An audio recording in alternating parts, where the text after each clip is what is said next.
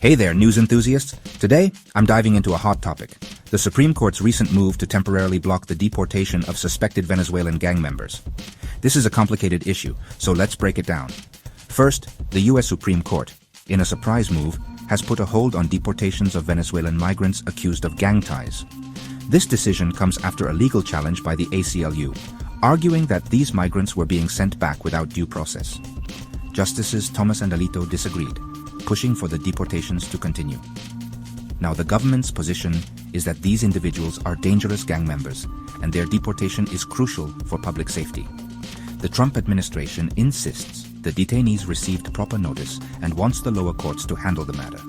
But here's the thing: among those detained are men like Venezuelan, a 24-year-old with no criminal record and temporary protected status. Makes you think, right?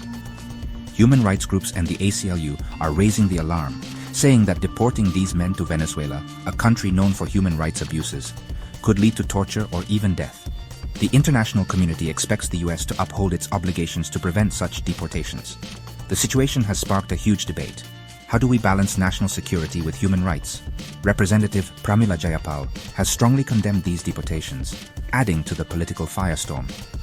Digging deeper into the details, dozens of these Venezuelan men were held at the Blue Bonnet detention facility in Texas, labeled as members of the trendy Aragua gang.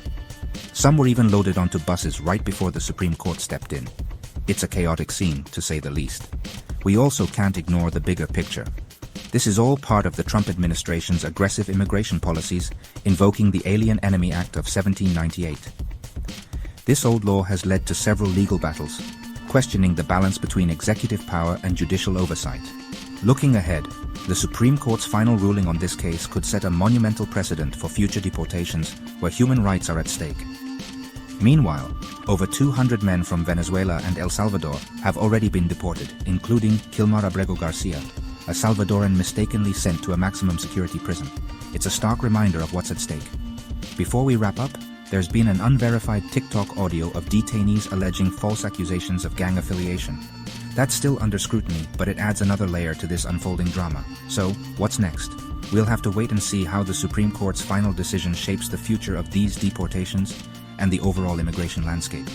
Stay tuned, and as always, keep questioning and stay informed. Thanks for watching, and I'll see you in the next one. Please subscribe and like the video.